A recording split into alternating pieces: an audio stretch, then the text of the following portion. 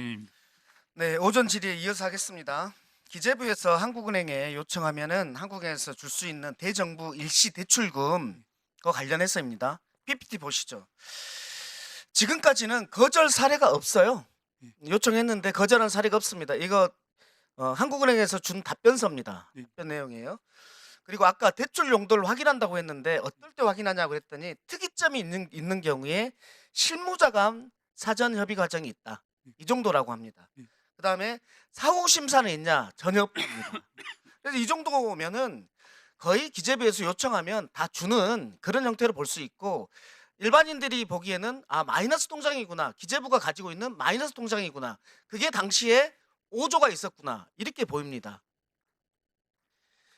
그런데요, 50조가 있었구나, 이렇게 보입니다. 그래서 저희가 의심하는 게 합리적인 의혹을 제기하는 겁니다.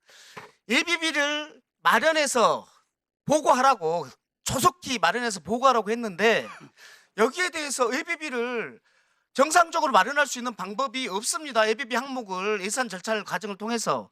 그러면 이 예비비를 마련하라는 것을 어떻게 인식할 수 있을까? 한국은행에 이 요청을 해서 50조를 마련할 수 있구나, 이렇게 의심이 된다는 겁니다. 내일 안에 자금을 이렇게 마련할 수도 있었겠다. 근데 11시 40분에 F4A를 했고 다시 7시 아침에 했을 때 이걸 마련해 갔는데 해제돼 버렸다. 그래서 실행을 하지 않았다, 이렇게 의심할 수 있다는 측면이고요. 제가 답변 드려도 되겠습니까? 네, 짧게요. 예, 저는 그 의심을 하시는 거는 뭐 존경하는 민 의원님이 의심하시는 것이고, 한국은행 입장에서는 이런 요구가 왔을 때 저희는 이것이 단기 자금으로만 사용되기 때문에 저희 실무자가 그것을 점검하고 그런 일이 일어나지 않도록 하는 것이 저희들의 의무입니다. 예, 알겠습니다. 지금까지는 한 번도 거절한 적이 없잖아요. 하나 더 물을게요. 한국은행 강남본부 네. 알고 계시죠? 네. IT 정보가 엄청나게 모여 있죠. 네. 외부 세력이 장악하면은 엄청난 혼란이 발생할 수 있죠. 그렇습니다. 여기에 대해서 12월 13일 날 일공수여단이 강남본부를 방문할 테니 협조하라는 공문을 보냈는데 알고 계시죠? 네, 알고 있습니다. 2024년에 대해서는 수서경찰서하고 210 보병여단이 이미 점검을 완료한 상태이거든요. 이렇게 일공수여단이 이렇게 오겠다고 하는 게 상식적인 일입니까? 이전에 한 차례 있었던 일로 알고 있습니다만 일반적인 일은 아닌 걸로 알고 있습니다. 그렇죠. 그래서 한국은행에서도 이거에 대해서 취소 요청을 했죠. 네, 그렇습니다. 그래서 취소됐죠. 네. 여기에 대해서 저는 이렇게 생각합니다. 이 비상계엄 속에 한국은행 장악이 개혁되었을 개연성이 있다, 이렇게 의심하는 겁니다. 예, 들어가십시오.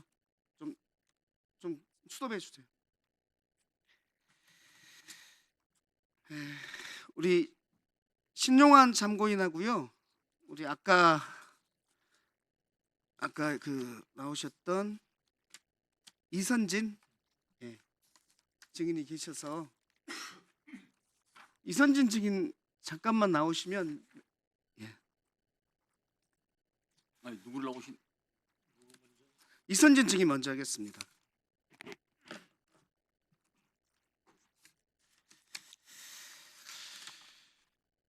아까 증언 잘 들었습니다.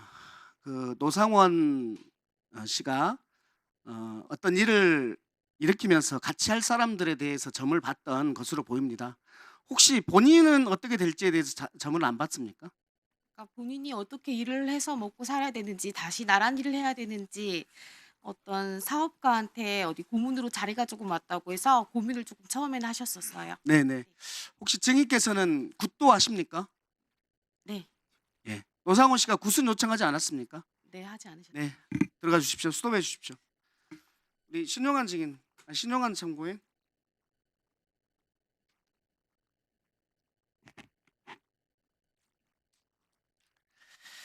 예, 한겨레 21 보도에 따르면 윤석열 대통령실에 역술인 출신 4급 행정관이 있었다, 채용됐었다라는 보도가 있습니다. 왜 대통령실에 역술인이 필요하다고 봅니까? 소수 종교, 신흥 종교, 역술인 관리를 했다라고 제보를 받았고요. 대통령실 직원들, 대통령 내외와의 궁합 이런 것들을 봤다라고 제보를 받았습니다. 직원 채용할 때도 네. 그렇게 본 겁니까? 네, 그렇게 제보를 예. 받았습니다. 해당 보도에서는 대통령실에 굿과 관련된 여러 가지 일도 추진했다고 하던데 관련 제보가 있습니까? 그 소위 이제 영빨 좋다고 하는 5대 명산에서 같은 날 같은 시에 동시에 구술했다라고 제보를 받았고 실제 한 곳에서 4천만 원 이 정도 받았다는 걸 산들이 직접 계룡산, 구당에서- 가막산, 설악산 이런 산들입니까? 네, 맞습니다. 그 굿당에서 확인도 했습니다. 네, 손바닥에 왕자를 새기고 나오셨던 분입니다. 윤석열이. 그리고 건진, 천공, 그다음 미륵보살 명태균, 버거보살 노상원 씨까지 나온 상황에서 지금 대통령실에 사급행정관이 역술인이었다라는 겁니다. 참고인은 이 국가 무속에 대한 제보 여기에 대해서 왜 신뢰를 하는 겁니까? 실제 그 분야에 계신 분이 직접 제보를 주셨고 그 협회 관계자분들과 확인을 해서 제보를 주셨고 실제 현장에서도 체크가 됐기 때문입니다. 네, 마무리 주세요. 구술을 한다는 것은 어떤 의미입니까? 좋은 일을 기원하기 위해서 하는 게 대부분일 텐데 10월 달에도 태기를 받아서 국가적인 큰 거사에 대한 굿을 했다라고 지금 제보가 있기 때문에 그건 최종 확인 중에 있습니다. 굿당까지는 소개를 받았고 최종 확인 중에 있습니다. 태기를 위해서 그런 것이다. 태기를 받아서 국가적인 큰 거사에 대한 굿을 했다고 합니다. 그러면 참고인은 윤석열 대통령 내외가 이렇게까지 국가 무속에 집착한 이유 이것을 무엇라고 봅니까? 저는 이 국가 무속을 통해서 자신들의 권력을 영구히 유지할 수 있다고 그렇게 허황되게 믿었다. 그리고 그 비정상적인 믿음이 계엄과 내란이라는 행위로 이어졌다고 보는데 참고인은 어떻게 생각하십니까? 제가 모셨던 경험 그리고 제가 공개했던 문서에 비추어서 전적으로 동의합니다. 동의합니까? 네. 예, 이상입니다. 네, 이어서 민홍철 의원님 질의해 주십시오. 예, 우리 선관위 사무총장님, 우리나라가 지금 사전 선거제도, 투표제도가 도입된 게 이제 2014년입니다. 2012년에 여야 합의에 네, 개정이 그리고 됐다 14년 예, 첫 시행은 지방선거 때 했는데 이게 이제 미국도 있죠. 일부 주에서 하는 예, 일부 주에서 하고 있고 일본도 실시하고 있죠. 그 부분은 우리의 여러 선거- 우리나라 이외에도 여러 나라가 그렇습니다. 사전제도 하고 있습니다. 우리가 지금 2012년도에 공직선거법을 개정하면서 여야의 결단으로 국민주권주의에 위임받아서 사전투표제도를 도입한 이후에 지금 이제 시행이 되고 있는데 그렇다면 이게 지금 제도상으로 볼 때 윤석열 대통령도 계엄의 이유를 부정선거를 일부 이유로 들었단 말이죠. 지금 와서 현재 심판에서는 지금 그렇지 않고 시스템을 한번 스크린하기 위해서 했다. 이런 식으로 좀 약간 변경을 하고 있는데 자 사전선거 그 투표를 볼 때도요. 그 투표인 선거인 명부하고 선거인 명부는 전국 단위로 지금 시스템이 돼 있고요. 그 다음에 투표자 그죠? 그 다음에 그 투표가 되면은 이제 부재자 투표처럼 해서 각 주소지로 보내지 않습니까? 네, 관내 네. 투표. 관내 예, 투표일 예. 때 그러면 선거인 명부하고 투표자 수하고 틀려질 수가 있나요? 맞는 게 다 정상입니다. 맞잖아요. 네, 다 맞고 관내 사전 투표 용지도 같이 네, 합산해서 개표를 하면서 네. 참관인들이 다 참관하고 실물 투표처럼 개표를 하지 않습니까?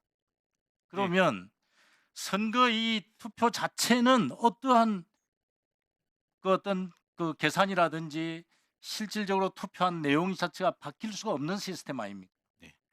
그렇죠? 그 점에서 저 이해를 돕기 위해서 제가 아니, 보충 설명. 제가 말씀드릴게요. 아니, 네. 그 투표 그 개표한 결과가 투표 용지 수하고 투표자 수가 달라지는 경우가 나타납니다. 아니 선거인 명부하고 선거인 명부도 있잖아요. 네, 사전 네, 투표도 네, 그건 맞습니다. 그거하고 네. 다 맞지 않습니까? 네, 네. 맞고요. 그 다음에 자 시스템이 해킹이 된다는 게 뭡니까?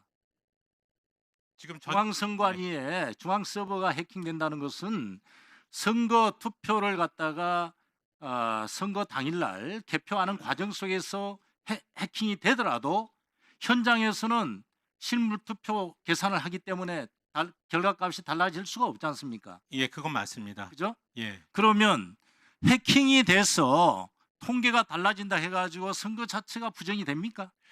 지금 결과가 달라집니까? 부정선거론자들이 그 서버 해킹 문제를 삼는 것은 통합선거인 명부에 대한 부분에서 투표 여부를 조작하거나 그 통합선거인 명부에 그 선거인의 허무인을 넣어서 그 정보를 추가할 수 있다. 아니, 이런 주장인 걸로 알고 있습니다. 그렇다 하더라도 현장에서 네, 현장에서의 실물 투표 용지의 계산이 달라지냐 이거죠. 달라지지 않지 않습니다. 않습니까? 네. 그러면은 선거 자체 전체 부정은 없잖아요. 그래서 수가 말씀을 없죠. 드리는 겁니다. 그러니까 그 해킹을 통한 부정선거의 시도는 있을 수 있어도 현행 제도에서 부정선거의 시도가 성공할 수 없다고 말씀을 없다. 드리는 겁니다. 그렇죠. 네, 없는데 자꾸 망상을 거듭하다 보니까 자기가 진 선거는 부정이고 이긴 선거는 아무 말도 안 하잖아요. 네. 저희가 우리 추미애 의원께서 영상에 띄었듯이 국민의힘 자체도 말이죠. 윤석열 대통령 스스로가 사전투표를 장려하고 이상이 없으니 국민의힘 당원 여러분 투표해달라 그렇게 했지 않습니까? 그래서 이 문제는 이민주주의의 엄청난 대한민국에 이게 지금 큰 위기에 봉착했다. 그래서 제가 지난번에도 우리가 사무총장께 말씀드렸지만 이것을 정말 시스템의 문제가 아니라 의식의 완전한 전환이 돼줘야 됩니다. 그런 어떤 대비책을 세워줘야 되지 않느냐. 시스템의 어떤 해킹이나 이거는 장비로서 바꿀 수가 있지 않습니까? 그러나 이번에 이 문제로 인해서 잘못된 망상에 의한 계엄이 선포됨으로써 민주주의에 꽂힌 대한민국 선거제도가 엄청난 위기에 지금 봉착돼 있다. 앞으로 어떻게 이제 선거 결과에 대해서 국민들이 수긍하겠습니까?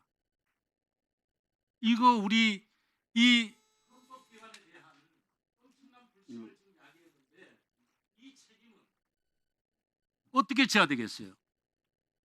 선관위의 문제가 아니지 않습니까? 그래서 이 문제가 여야의 문제가 아니다 이겁니다. 우리 정치권에서 이것을 극복할 수 있고요.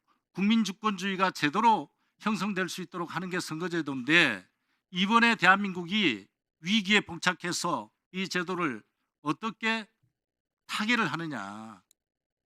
이거 우리 선거관리위원회에서뿐만 아니라 정말 여야가 노력을 해야 된다 저는 그렇게 생각을 합니다. 그래서 홍보뿐만 아니라 어떻게 하면은 이 불신을 다시 한번 극복시킬 수 있고 신뢰를 줄 수 있느냐. 그 문제가 매우 큰 과제다. 그래서 선관위에서는 그 부분에 대해서 적극적으로 좀 신경을 좀 써 주셔야 되겠다. 이 말씀을 좀 드리고자 합니다. 예, 그 의원님 말씀 저 공감하고요. 다만 지금 저희들이 그 사전 투표제 관련한 부분을 전혀 신경을 안 쓴 게 아닙니다. 다만 이게 이제 그 보수적 진영하고 이제 진보적 진영에서 나눠서 사실상의 결과값이 지금 사전 투표제의 일정 부분이 지금 그 본투표와 사전 투표에서 구분이 지금 되는 현상이 벌어지고 있는 상황에서 선거 관리를 책임지고 있는 선거관리위원회에서 어떤 제도 개선을 먼저 앞서가서 나갈 수가 있는 상황이 아닙니다. 즉, 선거관리위원회는 기본적으로 엄정 중립을 지켜야 된다는 그런 취지가 있기 때문에 이런 여러 가지 상황을 잘 국회의원님들께서 좀 종합을 하셔서 네. 현명한 그런 다시 선거 제도가 개선이 될 수 있다면 그런 개선책이 마련됐으면 좋겠다는 생각을 하고요. 지금 이런 사태를 초래하게 된 부분이 저희 선거관리위원회 전적으로 책임을 저희가 지는 부서이기 때문에 그 부분에 대해서 또 책임을 공감하고 있습니다. 네. 네.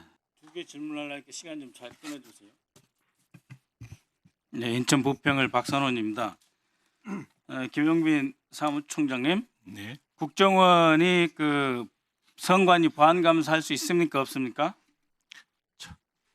없습니다. 없죠. 네. 그다음 국정원이 선관위에 대해서 기술적 지원할 수 있습니까, 없습니까? 그건 가능하다고 생각합니다. 총장님. 네.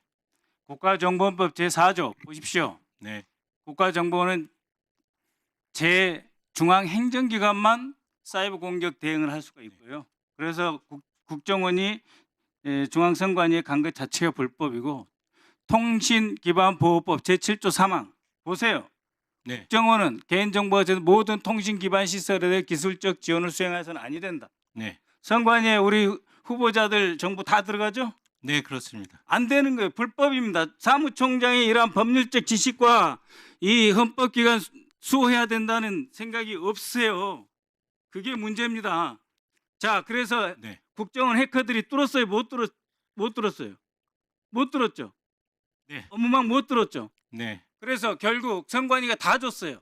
IP 현황, 설계도, 체계도, 서버 구성, 자산 목록, 네트워크 구성, 선거관리 프로그램, 소스 파일, 데이터베이스, 심지어 방화벽까지 패스워드 줬어요. 문 열어주고 방화벽 해체하고 안에 뭐가 있는 거 다 보여줬어요. 그러면 구글도 보안 시스템 점검한 미비점이 나와요. 네. 아시겠습니까? 불법 행위를 했고 자기들이 뚫지 못한 선관위를 지금 공중에 올려놓고 유린하고 있는 거예요. 자, 다시 의원님? 한번 봅시다. 저는 그래서 이것을 내란의 시작이라고 보는데요. 23년 국정원 선관위 보안감사 김기현 국정원장, 백종욱 차장, 박성준 사이버 보안국장, 김우영 단장이 주도를 했어요. 그렇죠? 기사는 옆에 끼기만 했어요. 한국인터넷진흥원은 그때 있기만 했지 아무것도 한 게 없어요. 거기다가 백종욱의 선배 최효진 국가기술연구소장이 같이 2달 하고도 일주일을 파헤쳤어요. 문제가 없었습니다. 그래서 23년 10월 6일 1차 보고서를 용산에 올리고 이 보고서를 공표 1시간 만에 취소했죠. 그때 1차 보고서 선관위 받았습니까? 안 받았습니까? 저희들 그 결과 보고서 받았습니다. 받았죠. 네. 그다음에 2차 보고서는 받았죠. 그게 2차 보고서는 아닙니다. 그러니까 수정본을 받은 거는 있습니다. 예, 제가 설명을 드릴게요. 그래서 잘 모르시는 것 같아요. 그래서 용산에서 대통령이 노발 대화를 했습니다. 이러려고 그 많은 인원 투입하고 시간 썼냐? 그래서 1시간 전에 연기했고 그 1차 보고서. 2차 보고서. 1차 보고서는 근데 사전투표 날 발표하기로 했는데 연기돼서 본투표 하루 전날 김준영 국정원 비서실장 그 밑에 정보비서관 직무대리 안땡호 씨 이들이 2차 보고서를 작성했습니다. 이 2차 보고서가 아직도 국정원 홈페이지에 있습니다. 알고 계시죠? 1차 보고서와 2차 보고서 같습니까? 다릅니까? 저희가 받은 1차 보고서와 2차 보고서의 차이는 그러니까 저희의 그 요구 사항을 반영시켜 달라고 했는데 반영 안 시켰고 다만 오탈자나 그다음에 그 그러니까- 비밀의 마스킹 예, 그 정보 마스킹을 해달라는 요청은 받아들여졌습니다. 그러니까 예, 그래서 일부 내용이 조금 변경은 됐지만 실제적인 내용은 동일한 것으로 저희는 알고 그래서 1차 보고서하고 총장님 다시 네. 한번 살펴보시고요. 1차 보고서와 2차 보고서가 다릅니다. 이것을 주도했던 사람이 김기현 백종욱이고 지금 현재 안보실장 그 당시 안보실장이 조태용 그 당시 사이버 비서관 윤호준이 지금 국정원에 눈 시퍼렇게 살아 있어요. 그래서 아직도 중앙선거관련을 이렇게 유린하고 있는 겁니다. 그 백종욱이 누구냐? 국민의힘 제22대 비례대표 32번이에요. 이런 자들이 선거에 관여해가지고 그것을 앞에 계신 국민의힘 의원들이 이렇게 확대 재생산하고 있습니다. 이 사람들이 내란의 단초를 제공한 사람이고 그것에 의해서 중앙선관위가 거의 걸레처럼 헤집어졌어요. 이래서 되겠습니까? 저희들을 나름대로는 잘 방어를 했다고 생각합니다. 그 점 인정하고 있어요. 네. 국정원이 이렇게 했다는 점 말씀드리고 그리고 아까 있습니다. 기술적 지원 잘 모른다고 저희한테 말씀하신 것 같은데 기술적 지원은 실질적으로는 지금 보안 감사 대상은 아니지만 시간 좀 그래서, 끊어주세요. 피사- 잠깐만요, 총장님 네 알겠습니다. 미안합니다. 이게 시간이라는 게 있잖아요. 그래서 잠시 다시 돌아오겠습니다. 네. 서울경찰청장 나와주세요. 목현태 국회 경비과장 나와주세요. 자, 이거 한번 보세요. 이 부대는 소위 수호신 부대입니다. 이 부대를 안내하고 있는 게 경찰이에요. 마무리해 주세요. 네, 마무리해 주세요. 예, 저 화면 보십시오. 그 다음에 계엄군이 담장을 넘습니다. 그랬더니 저 반짝반짝한 게 지금 경찰이에요. 경찰들이 안내를 해줍니다. 이제 넘어오니까 안내를 잘 해주고 있어요. 그다음에 아예 문을 열어가지고 국회의원들은 못 들어가는데 국회 직원도 못 들어가는데 경찰이 안내주고 앞장도 서주고 같이 들어가고 있어요.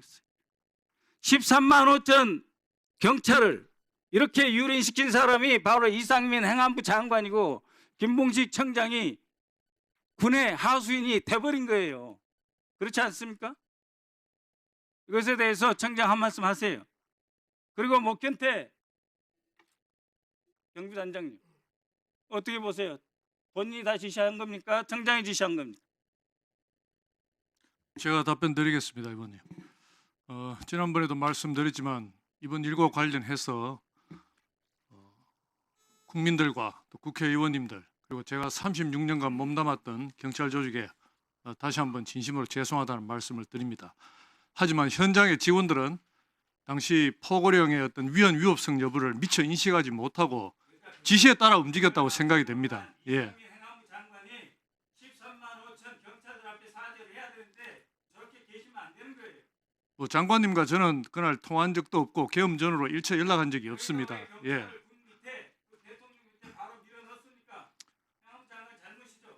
어쨌든 그 부분에서 사례 네, 사례 마무리 깊게 주세요. 신중하게 대처하지 못한 부분에 대해서 제가 서울청장으로서 직위 퇴임을 통감하고 있습니다. 하지만 현장의 직원들은 미처 그 위법성 여부를 모르고 지시에 따라 움직였다고 생각됩니다.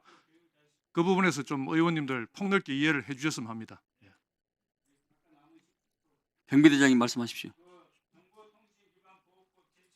네. 네. 그 부분에 아닙니다. 그러니까 그 부분을 제가 설명드리려고 하는 겁니다. 기본적으로 기술적 지원을 받은 게 아닙니다. 명칭 형태는 그 국정원 보안 컨설팅이니까 그 기술적 지원을 받은 것처럼 돼 있지만 네, 그렇습니다. 자,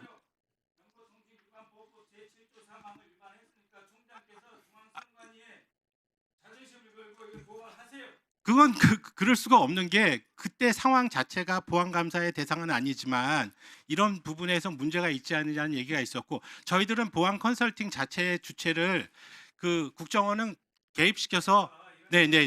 그렇기 박 의원님. 때문에 예. 보충 질의해 주세요. 네. 네, 자, 네, 그래서 지금 그러니까 그게 고발할 사안은 아니라는 건 말씀을 드리는 겁니다. 자의적이기 때문에. 백혜련 의원님 질의해 주세요. 저 뉴욕 증인 앞으로 좀 나와주세요.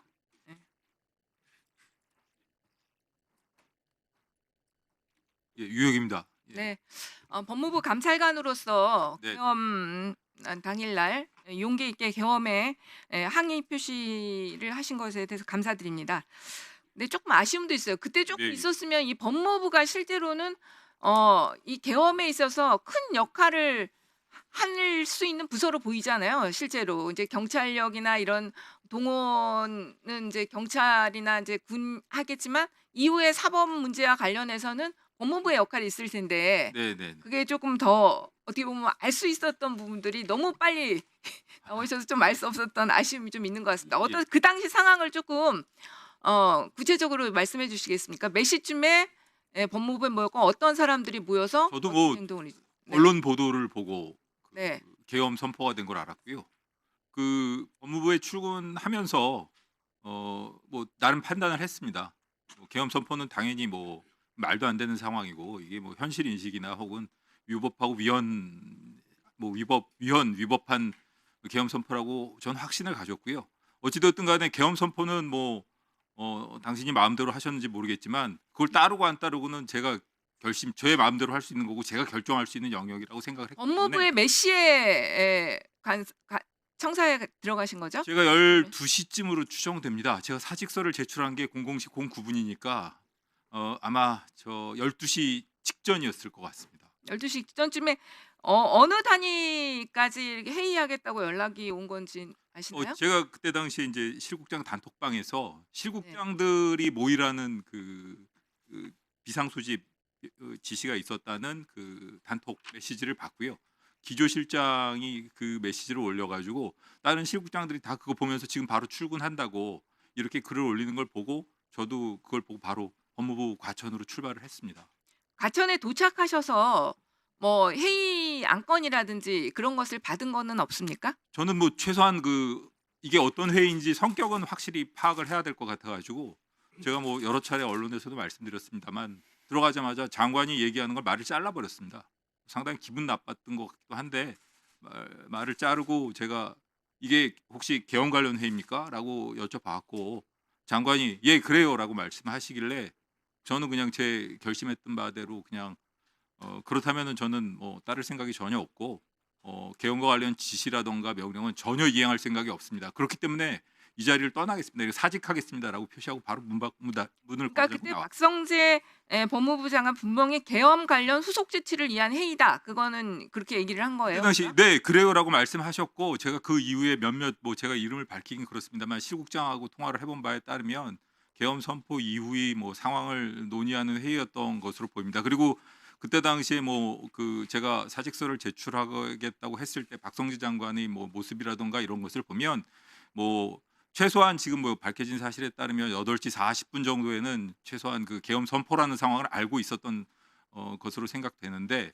저보다 생각할 시간이 2시간, 3시간 이상 더 있었을 것으로 생각되고 그 당시에 그 자리에 앉아 있어서 그 박성재 장관이 했던 행동은 그 계엄 선포를 부정하거나 뭐 불법이라고 생각한다던가 뭐 의구심을 갖고 있었다던가 뭐 그런 사람의 행동이라고 저는 보기 어려웠습니다. 그러니까 법률을 관장하는 대통령의 그리고 법적 참모라고 할 수 있는 박성재 법무부 장관이 계엄에 관한 문제의식은 전혀 없고 그것의 후속 조치를 이행하기 위한 행동들을 한 것으로만 보인다 이렇게 저는 그렇게 생각할 수 판단하는 거죠. 네네. 그리고 지금 그 헌법재판소에 지금 헌법재판관 임명과 관련해서 지금 헌법재판소에는 단호하게 헌법재판소의 결정이 내려지면 그것을 따라야 하고 따르지 않는다면 이원 위법한 행동이라고 말을 하고 있습니다. 그것에 대해서 본인의 의견은 어떻습니까? 박성재 장관이 그렇게 아니 이제 헌법재판소에 지금 이제 마은혁 헌법재판관 임명과 그 부분은 관련한 제가 뭐 예. 증인으로서 말씀드릴 수 있는 건 아닌 것 아니 같고. 법률가시기도 하시잖아요. 예. 뭐 저도 의원님 말씀하신 네, 거에 법률가로서의 그러면 관점을 뭐 얘기해 주세요. 헌법재판소에서 당연히 결정의 취지라던가 앞으로 결정 효력에 대해서도 어느 정도 설시가 있을 것으로 판단이 되고 누구나 거기에 따라야 된다고 생각합니다. 네, 잠깐 들어 예. 멈춰주시고요. 김봉식 청장하고 저기 오부명 공공안전처장님 양쪽으로 나와주세요.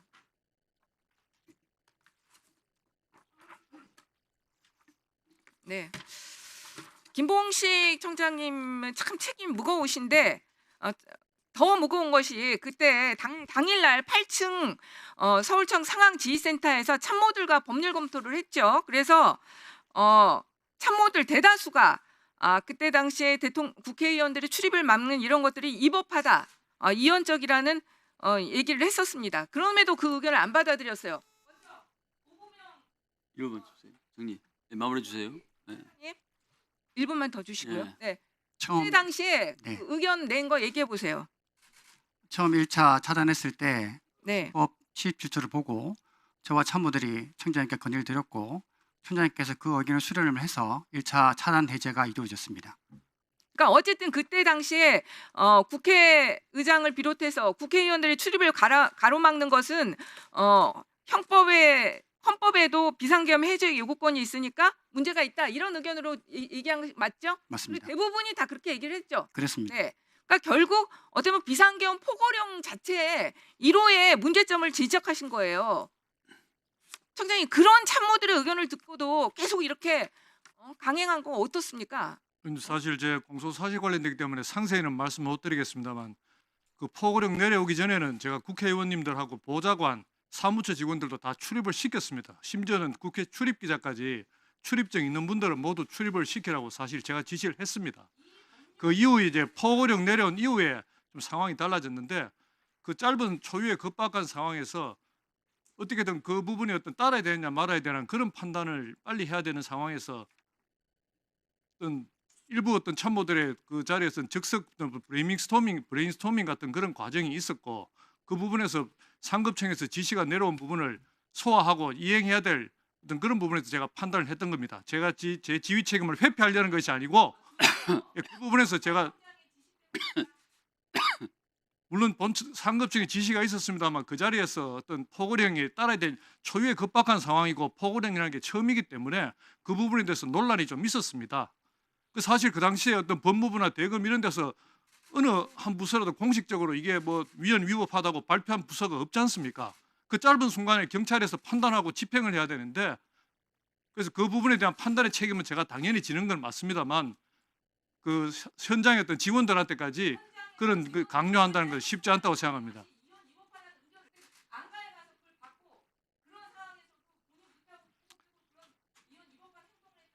아니 그 포고령 이전에는 제가 대통령 계엄 선포만으로는 국회의원님들 출입을 막을 수 없다 해서 출입증 있는 기자들까지 출입을 제가 시켰습니다. 그래서 그 부분을 좀 이렇게 얘기해 주시면 좋겠습니다. 예. 네. 예, 우리 오부명 경찰청 공공안전 차장님 좀 왼쪽으로 나와주시겠어요? 네. 그 아까 뭐 말씀해 주셨는데 다시 확인 차원에서 말씀드리겠습니다. 비상계엄 당시 국회 봉쇄를 진두지휘한 경찰청 경비라인 지휘계통이 계신 거였잖아요. 네. 예. 이게 12월 3일 밤 10시 46분 국회를 최초 봉쇄한 직후에 증인을 비롯한 서울청 지휘부는 위헌 소지가 있다는 점을 김봉식 서울청장의 국회의원 출입을 거래야 한 사실이 있죠. 네. 11시 7분경 국회 출입이 일시적으로 그래서 허용이 됐고요.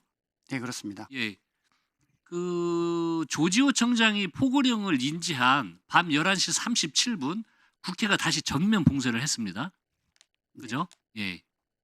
12월 3일 밤 11시 41분부터 48분까지 7분 사이에 우리 국장님께서 총 3차례 통화를 하면서 임정주 경찰청 경비국장하고요.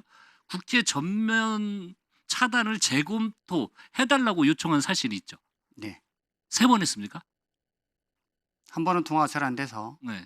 총 3번 했습니다. 아, 예, 예. 그런데 이 두 번째 건의는 받아들이지 않았는데 그때 조지호 경찰청장의 포고령을 따르지 않으면 우리가 체포된다라면서 전면 통제를 유지시켰죠.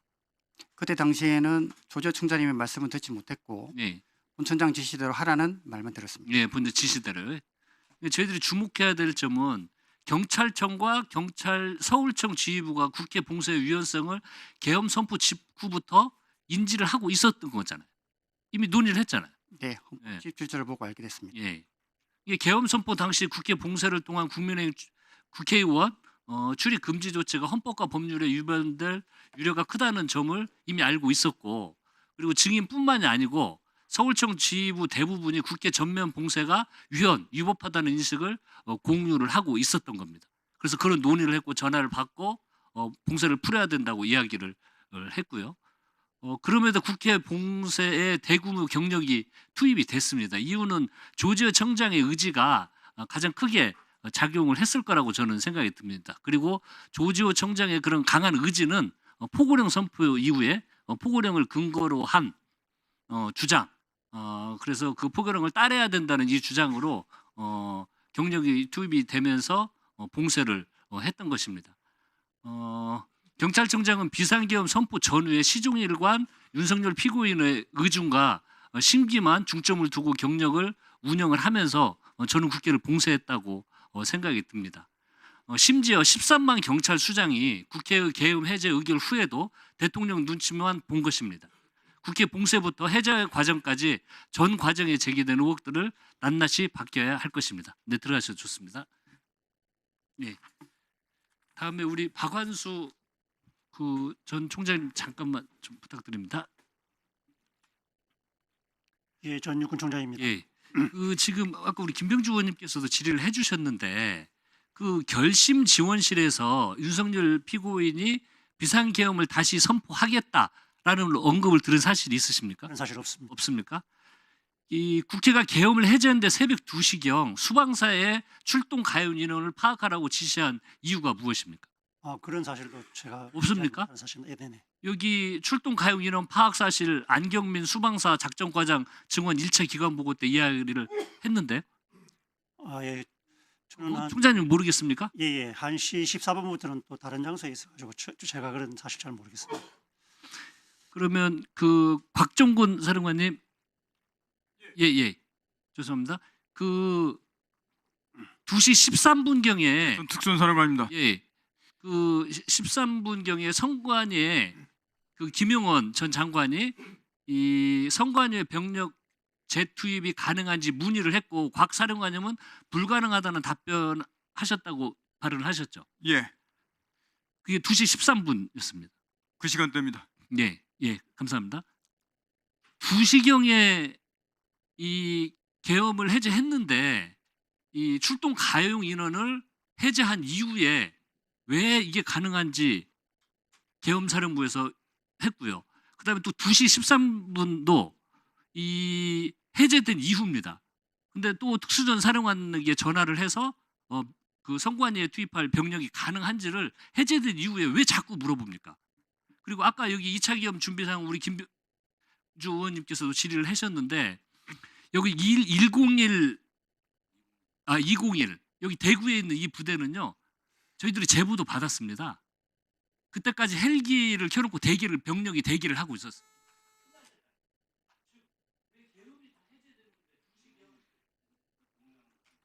네, 1분. 특수전 사령관, 수방 사령관, 201 이런 부대들의 출동 대기가 왜 계엄 해제 이후에도 계속됐는지 이것은 이 결심지원실에서 피고인 윤석열이 추가 병력을 투입하라고 지시해서 그런 거 아닙니까? 그 얘기를 들은 게 전혀 저 기억이 없고 그러면서 3인은 계셨죠 결심지원실에. 3명 전 장관과 사령관님하고 정도 제 기억은 그렇습니다. 3명이. 네네. 그 10분 동안에 이런 얘기가 전혀 없었습니까? 예, 그때 그런 얘기가 없었고 간단한 현안 보고 법령집 보시는 시간 좀 빨랐지만 좀 길게 느껴지는 그런 침묵도 좀 있었고 그랬었습니다. 그것만 이야기하고 이 병력 지원은 한 거나 예, 그리고 논의하거나 투입 사실 이런 이야기가 전혀 얘기가 없었다는 않았습니다. 겁니까? 예, 굉장히 좀 무거웠고 좀 약간 화나신 것 같은 느낌이에요. 예, 이건 뭐 조사를 통해서 밝혀질 거라고 생각이 들고요. 이후에도 해제된 이후에도 왜 이 제2, 제3의 계엄을 생각하지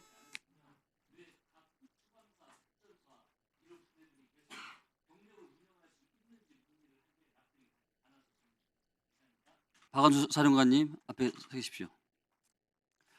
오늘 또 이 엄동설안에 하늘에서 바다에서 육지에서 조국 수호에 애쓰는 장병한테 먼저 경의를 표합니다. 군인의 길은 작은 의미에서는 고난의 형극의 길이지만은 큰 대의의 의미에서는 조국과 민족을 위한다는 그 대의가 있기 때문에 국민들은 여전히 존경과 신뢰를 보내고 있는 것입니다.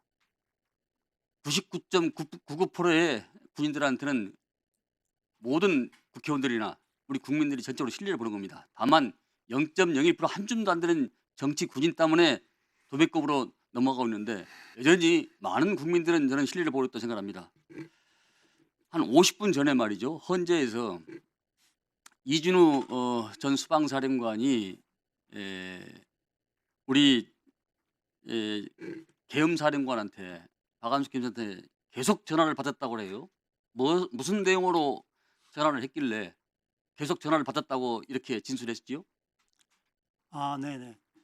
그 안보실장 통화할 때에 병력 추가 투입이나 철수를 말씀하셔서 그 수방사령관에게 전화를 했는데 왠지 수방사령관은 계속 통화 중이 많이 걸렸습니다. 그러니까 반복적으로 계속 전화를 해왔다. 예, 그렇습니다. 무슨 얘기를 했습니까? 그래서 병력들이 어디에 있냐, 안전한 곳에 있냐, 그 추가 투입하거나 그래서는 안 된다라는 말씀을 전달하고 확인하였는데, 제가 국회 정확한 지형은 잘 모르지만 어느 장소에 있고 거기 어느 한 장소는 국민들이 있기 때문에 지나갈 수가 없어서 좀 안전하게 이렇게 이격되어 있다. 그런 걸 확인하고 병력들은 국민들과 이격되어 있고 안전한 장소에 있구나 하는 것을 공두시 어간부터 안보실장 전화를 받고 공두시 한 18분에서 20분까지 그러니까 지금 우리 박한수 사령관은 12.3 내란 전하고 이후가 굉장히 사람이 많이 바꿔졌어요. 지금 그 내용이 아니에요. 이 진술한 내용을 보면은 들어가라. 왜 못 들어가냐? 왜 못 들어가냐? 이런 이야기를 계속 반복적으로 했다는 거예요. 근데 전혀 지금 상반된 진술하고 계시잖아요. 아니 전혀 그런 말씀을 드린 적 없습니다. 우리 사령관의 우리 저 계엄사령관의 이 부하인 이진우 수방사령관이 반복적으로 전화를 해서 왜 못 들어가냐 들어가라 왜 못 들어와 왜 못 들어가냐 이렇게 반복적으로 했다는 거예요. 조금 전에 진술한 내용입니다. 아, 전혀 그런 사실은 없습니다. 그러면은 우리 저 이진우 전 수방사령관이 허위 진술하고 있는 거네요? 그래서 제가 병력을 투입하거나 어떤 이동 지시 이렇게 한 반복적으로 왜 못 들어가냐고 했다는 거예요. 한 의원님 여기 지금 조금 전에 나왔던 50분 전에 나왔던 기사입니다. 근데 지금 상반된 지금 진술하고 계신 거예요.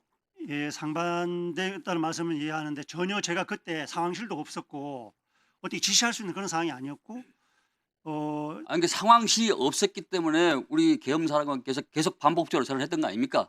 아닙니다. 계속 반복적으로 했던 그것은 그걸 확인할 때였고 나중에 알고 보니까 다른 분들하고 통화를 많이 한 거는 알고 있습니다. 사령관님이 지금 계엄사령관께서 지금 허위 위증을 하고 계신 겁니다. 이따 제가 다시 확인해 드리겠습니다. 예. 들어가 줬습니다. 네네. 자 유역 우리 법무부 감찰관님. 유역입니다. 예, 용기에 찬사를 보냅니다. 그 윤석열 12.3 내란 계엄 선포 당시에 예. 반헌법적 계엄이라고 판단을 해서 참여하지 않고 그러니까 계엄이 해제기 전에 12월 4일 공시 9분에 예. 공시 9분에 바로 사직서를 제출했습니까? 예, 그렇습니다. 어떤 이유로서 그 사직서를 이렇게 바로 제출을 했지요? 저는 뭐 언론 보도 보면서 바로 저 내용이라던가 이런 포고문의 형태라던가 이런 걸 보면 도저히 지금과 같은 상황에서 그리고 이런 민주국가에서는 있을 수 없는 좀 폭력적이고 독재적인 언어를 표현한 포고문이라는 생각이 들었고 어찌되었든 간에 포고문 선포에는 제가 뭐 관여할 수는 없는 거였지만 그걸 따르고 안 따르고 제가 공무원 조직에서 그 구성원으로서 그걸 따르고 안 따르고는 제 마음대로 결정할 수 있는 것이라서 제 책임하에서 제가 그냥 따르지 않기로 결심을 하고 그에 따라서 그냥 사직서를 제출. 검사 출신이시던데 네네. 검사 출신으로서의 그런 마음의 양심에 동의를 못해서 그렇게 했다는 그런 말씀인가요? 예, 그렇습니다. 전혀 제 웬만한 뭐 명령이라면 전 윗분들 말씀 뭐 어떻게든 뭐 이렇게 고쳐가면서라도 따르려고 당시 그 하는데 회의 상황에서 법무부 인원들의 그 분위기는 어떻습니까? 저는 뭐 사실 거기 계신 분들 일일이 뭐 개인적인 마음이나 이런 걸 뭐 말씀드리는 건 적절치 않다고 보여지지만 어찌되었든 간에 그때 당시에 제가 장관께 몇 마디를 물었고 장관으로부터 받은 회답이라던가 그 이후에 제가 들은 바에 따르면 어찌되었든 계엄 선포 이후에 법무부의 뭐 조치가 어떤 것이 있는지 계엄 선포를 전제로 해서 8시 40분에 알게 된 그 계엄 선포를 전제로 해서 그 법무부의 역할을 논의하는 자리였던 것은 분명해 보입니다. 그러니까 사직서를 제출했을 때 그 장관의 표정과 태도와 내용은 어땠습니까? 몇 번 말씀드렸는데 제가 뭐 따를 생각이 없고 그렇기 때문에 사직서를 제출하겠다고 했을 때 전 그 정도도 뭐 가능하다고 보는데요. 그냥 화난 목소리로 그냥 그렇게 하세요라고 얘기해가지고 저도 아니, 왜냐하면은 예. 우리 그 김용현 전 장관께서 헌재에서 네네. 비상계엄에 찬동한 국무위원도 계셨다라고 그렇게 말씀하셨는데 실질적으로 현재 우리 국무위원들께서는 전혀 찬성하는 분이 한 분도 지금 나오고 계신 분이 안 계십니다. 그렇다면은 박성재 장관께서 장관께서 이에 대해서 동의나 찬성이나 반대나 했더라면은 우리 감찰관께서 사직서를 냈을 때 어떤 반응을 보였을 거 아닙니까? 만류했달지 이러면 안 된다. 같이 이러자 할지 어떤 표정을 했을 거 아닙니까? 뭐 잠시 뭐 기다려 보라고 얘기를 뭐 기다려보 내 얘기를 한번 해보자고 뭐 이런 식으로 말씀하셨을 수 있을 것 같은데 그때 당시에 뭐 장관님께서는 그냥 바로 그렇게 하세요라고 말씀하셨고 사실은 제가 사직서를 제출하는데 좀 시간이 걸리고 뭐 말씀을 안 드렸지만 다시 한번 문 열고 그냥 제 나름대로 그냥 생각나는 게 있어서 한마디 그냥 소리 지르고 그냥 나와버렸습니다. 네. 네, 알겠습니다. 예. 자, 우리 장관 대행께서 한 말씀 드리겠습니다. 이 본위원장이 이 그 계엄 시의 탄약과 수리탄 그 일체 불출 현황에 대해서 자료마다 약간씩 좀 중구난방하다라는 것을 문제 삼아서 좀 재정리를 지시한 바가 있습니다.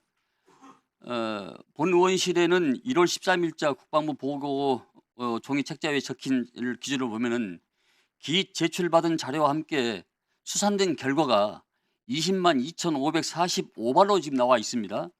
근데 지난 14일 날 받은 국정조사 자료를 보면은 17만 1,703발이에요. 무려 3만 842발이 줄어든 내용입니다. 구체적으로 707 3,556발, 1공수 298발, 3공수 7,988, 9공수 17,439발, 1수방사 경비단 1,523발, 군사경찰단 22발, 방첩사 24발 지금 줄어들었습니다. 공포탄과 고무탄, 테리저 건도 수치를 빼고도 계산하더라도 그 납득할 수 있는 그 결과가 지금 매우 큽니다. 국방부 자료에 대해서 지금 이 정확한지 여부와 함께 기존 자료 제출에 약 3만 발가량가 줄어든 이유에 대해서 한번 설명해 주십시오. 예, 제가 그 보고 받았습니다. 예. 저희가 보고 드렸던 거하고 지금 위원장님께서 파악하신 거에 한 3만여 발의 차이가 있다라는 것을 제가 보고를 받았고 아마 그것을 제가 좀 다시 지시를 했습니다. 그 차이가 나는 부분이 어디가 있는 건지 다시 한번 재파악을 하라고 지시를 해서 지금 아마 파악을 하고 있고 제가 뭐 정확히 파악되면 다시 보고를 드리겠지만 그 차이를 보면 아마 세부적으로 들어있는 탄종들에 있어서 여러 가지 유형이 있는데 그것을 계산하는 과정에 있어서 좀 착오가 있지 않을까 하는 생각은 드는데 사고를 하더라도 3만 발 이상이 차이 나오면 굉장히 많이 난 거 아닙니까? 예, 그래서 그 부분을 저희가 다시 면밀히 한번 다시 2차 조사를 해서 정확하게 저희들이 지금까지 수차례 파악해서 한 것은 말씀드린 대로 국회에 질 때 휴대하고 갔던 것이 한 5만여 발, 그다음에 경계태세 2급 발령과 연계돼서 부대에서 탄약고에서 유출됐던 것이 한 12만여 발에서 18만여 발이 되는데 그 차이가 납니다. 그걸 정확히 파악이 되면 제가 다시 보고를 드리겠습니다. 끝으로 한 가지요. 그 우리 특전사가 말이죠. 그 신속 대응 부대가 있지 않습니까? 예, 이게 각 특전사 예단별로 다 있잖아요. 한 개 대대씩 다 있지요.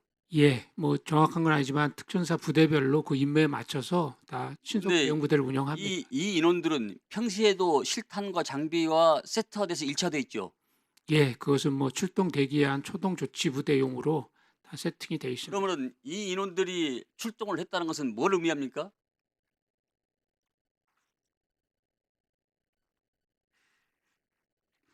어떤 말씀이신지 제가 좀 정확히 그 의도를 좀 파악하지 그러니까 평소에도 실탄과 장비와 장구류를 이 일체화해서 본인들이 휴대하고 있는데 이 인원들이 국회로 출동했다는 이유는 뭘 의미하냐고요. 위원장님, 그 저희가 파악을 했고 또 보고 드린 바와 같이 이 출동된 인원들은 사실 출동하기 직전까지도 기계획된 훈련 현장에 출동하는 것을 대비하기 위한 출동으로 인식을 하고 있었고 그것이 장소와 위치가 바뀌었다는 것을 인지한 것은 그리 뭐 긴 시간이 아니었습니다. 그러니까 이 대테러 작전에 투입되는 모든 장구를 휴대하는 이런 출동 개념이 아니었고 훈련을 위한 출동에 대한 준비 태세였기 때문에 실제로 가지고 나간 게 아니 이게 훈련이 아니고 평소에 우리 특전사령관 계시거나 평소에 말이죠. 이 특전사의 이 신속 기동 부대는 부대라 하면 이 인원들은 실탄을 항상 일체하고 있지 않습니까? 세트하고 있지 않습니까? 예. 위원장님 제가 예, 말씀드리는 게 더 합당할 예. 것 같습니다. 말씀하십시오. 예, 그 신속 대응 부대가 출동한 것은 구공수여단 이하의 대대가 그때 당시 신속 대응 부대로 지정돼 있어서 임무를 수행하고 있었습니다. 그래서 그 부대는 구공수는 관악청사하고 여론조사권 두 군데 임무를 제가 부여를 해서 갔던 부대들이고 신속 대응 부대는 그 부대들은 그 비상계엄령에 의한 탄휴대한 게 아니고 그때 당시에 경계태세 2급이 같이 선포가 되다 보니까 그게 세팅이 돼서 평상시 대비태세 유지하고 있는 그 탄이 그대로 같이 나간 겁니다. 그게 비상계엄령 때문에 그 탄을 들고 간 게 아니었고 장소도 국회가 아니고 관악청사 쪽으로 그때 부여받고 임무가 갔던 부대들입니다. 관악청사도 선관위도 헌법기관이지요. 그게 저희들 그 최초에 임무 부여 받을 때 김영현 전 장관으로부터 6개 확보 장소에 대한 시설 확보 및 경계 임무를 수행하러 갈 때 그게 세팅되어 있었기 때문에 그게 그렇게 출동된 거였습니다. 네, 알겠습니다. 자, 개인 정비